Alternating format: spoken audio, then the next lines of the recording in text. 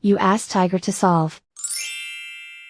This deals with linear equations with one unknown. The final result is x equals 3. Let's solve it step by step.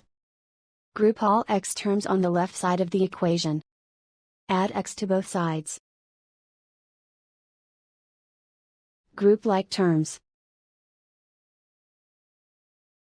Simplify the arithmetic. Group like terms.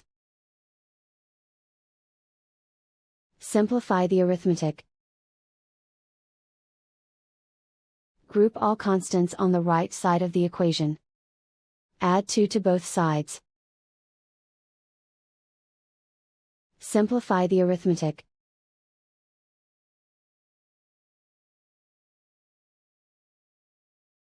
Isolate the x.